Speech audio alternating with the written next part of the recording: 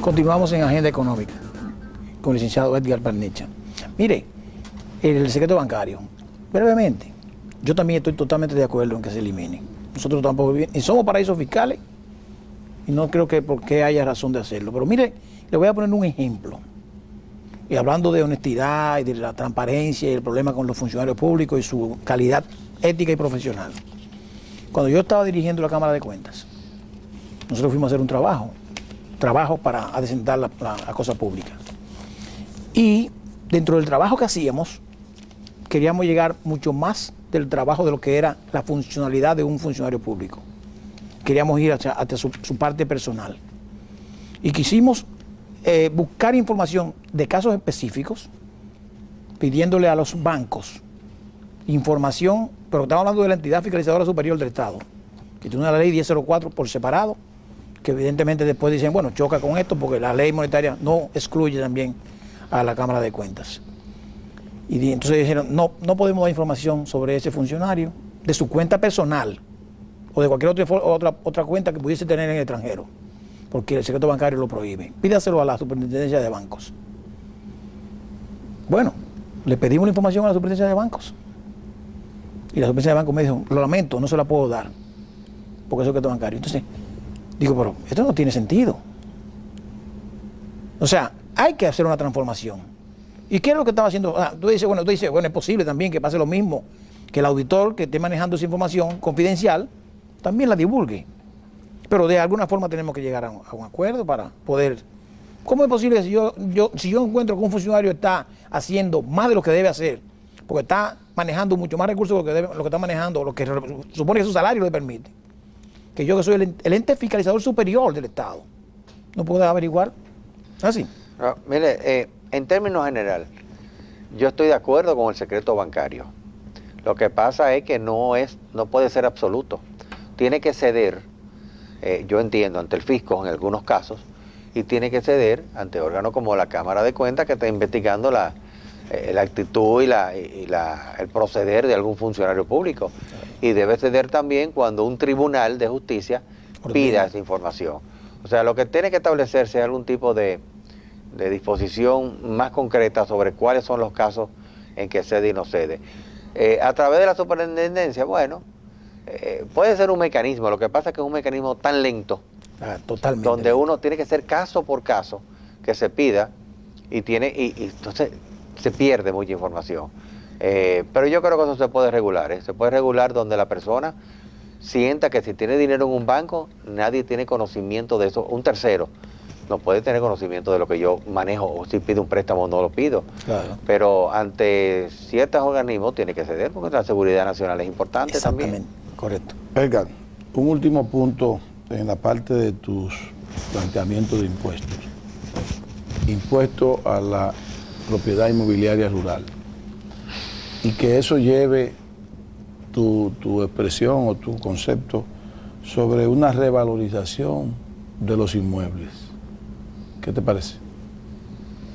Bien, bueno, en cuanto a la revaluación de los inmuebles, lo primero es que deben revaluarse los inmuebles urbanos, es lo primero. Correcto. Porque aquí hay, mira, el impuesto a la propiedad inmobiliaria, es urbano rural. El IPI.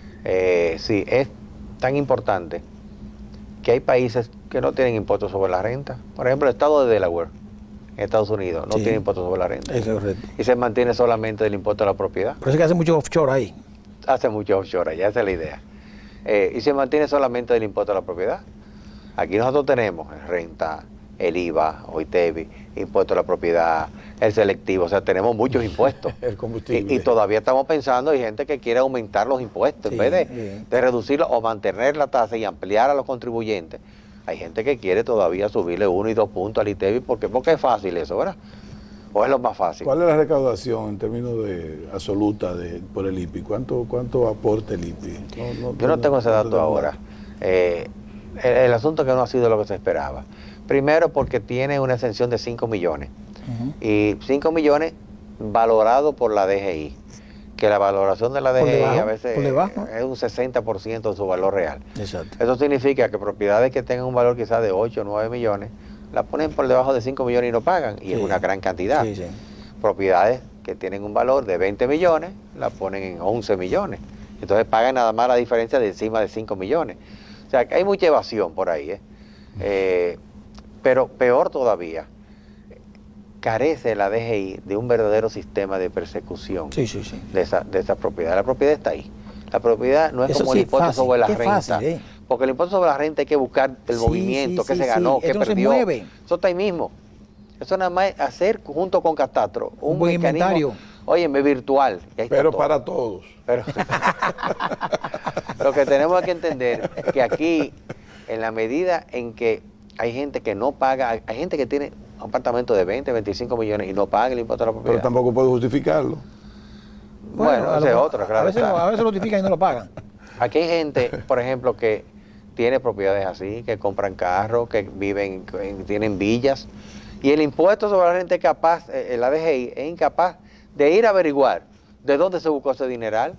En algunos casos lo hacen, vamos a estar claros. A veces hay hasta funcionarios que están involucrados en el mismo cobro del impuesto, que están visitando casas que no existen en su registro. Y ni siquiera te ponen a pensar, ven acá, pero déjame chequear a fulano.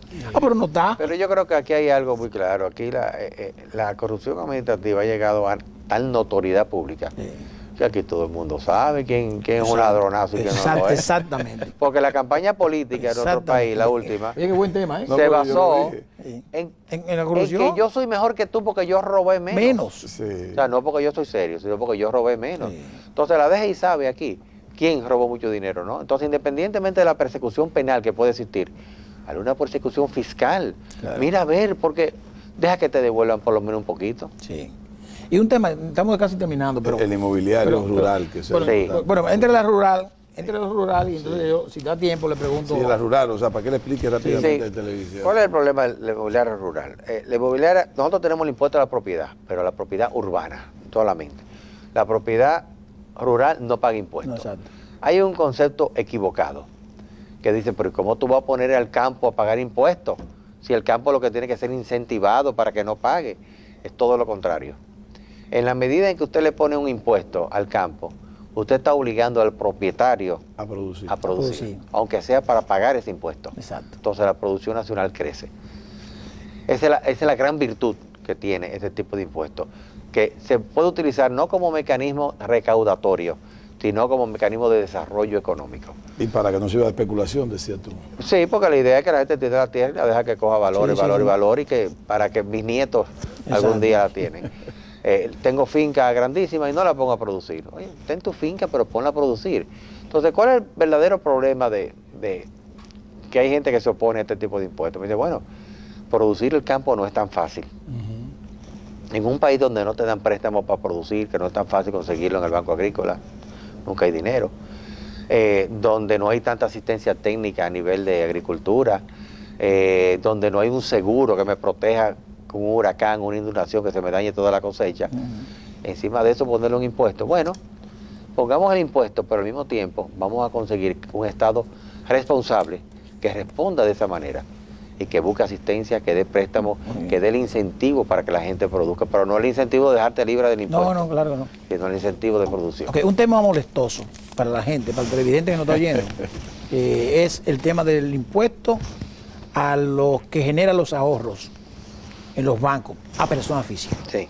Que tenemos locos por meterlo y entonces todo el mundo queja y la señora mayor que le regalaron unos ahorritos que está allí. Entonces hay un tema muy raro.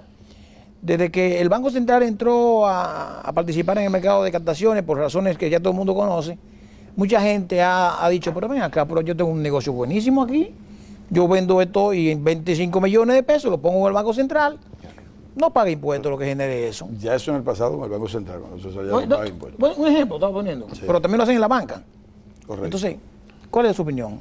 Nada más nos queda un minuto. Para mí hay que pagar impuestos de interés. Sí, yo estoy de acuerdo totalmente con el impuesto a los intereses. Exacto. Claro. Que quede claro, porque la confusión es tan claro, pero la gente confunde que es un impuesto al ahorro. No. El ahorro no paga impuestos. Ahora, los que intereses, señores, que hay gente que se gana 10, 20, 30, 100 millones de pesos de intereses al año. Claro, es un negocio.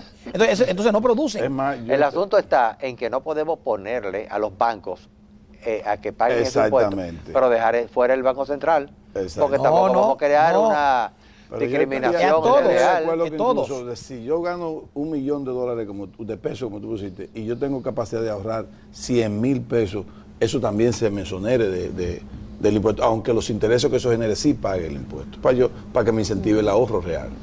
El Pudiese ser. ahorro no está grabado, ni Exacto. debe estar grabado. Exactamente. Lo que tiene que estar grabado son los intereses. Los Ahora, intereses. para esa abuelita y esa viejita sin dientes que queremos ponerla de Sí, ejemplo, una ¿verdad? excepción, Porque una excepción. no hablemos de los millones grandes, sino Exacto. óyeme, darle una exención de tanto para adelante. De ahí pa- hay exactamente. impuestos. De ahí para abajo no Ya, paga. eso es todo. Eso es. Señores, el programa resultó Excelente, corto, excelente. un programa excelentísimo, igual como el que tuvimos ayer con Francisco Canahuate. Hoy lo tuvimos con Edgar Banista Geara. Mañana lo tendremos con Ernesto Selman. El lunes con Alberto Atala y el martes con Nelson Suárez. Muchas gracias por tu atención. Nos vemos en un próximo programa. Gracias, Edgar, por tu visita. Gracias a Buenas ustedes, con noches. todo gusto. Muy buenas noches.